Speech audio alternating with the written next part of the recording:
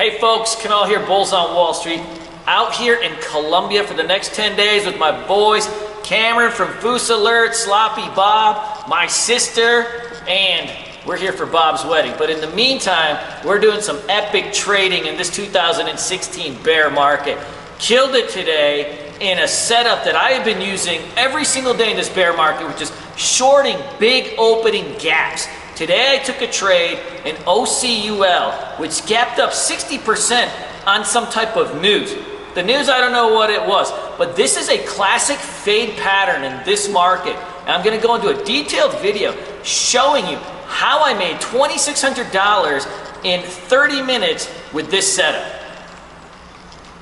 Yo, folks. So let's take a look at a setup that we use to fade opening gaps. And this is a very powerful setup, especially in this 2016 bear market where big gaps on even what could be good news is often faded off, as good news can often be a liquidity event for people to get out of. And so you often see big fades in stocks that have positive earnings or positive news. We've seen it a million times with Netflix and Amazon and some of these companies where they can have good news out and then they just fade off as their liquidity events for people to sell. And this is kind of how I thought about this OCL. So it had a big gap up in the morning. Usually a stock that gaps up like this, especially over the 50-day and 20-day moving average, to me it's a bullish thing, but it gapped up into a weird space into some levels of resistance. And in this market, a lot of these gaps are not holding, especially when it stock's up 50, 60, 70%. People are selling into it. And so, I had in my mind, to watch this thing for a particular setup, so we can get a crack. And, I kind of had this $10 mark as the resistance spot, just based on how it's been acting and using the daily charts. And so, essentially, as this stock moseyed around at the open, it started to grind higher. And you don't want to just blindly short this thing, but as it started to grind higher, and you run into that $10 resistance, all I'm doing is just waiting for a crack and to hit this thing, hard. And so I shorted right at 985, right here, and then just a stop above 10. And so you got really, very low risk trade for a lot of potential reward. And the thing with this type of trades, you don't know exactly where it's going to go, but you can say reasonably that the bottom of the breakout is down over here. You got some of this gap to fill. And so you can get a really nice flush into this thing. And so, you want to be covering into all these flushes. And so, I had a pretty good trade on it. And we use this type of setup all the time.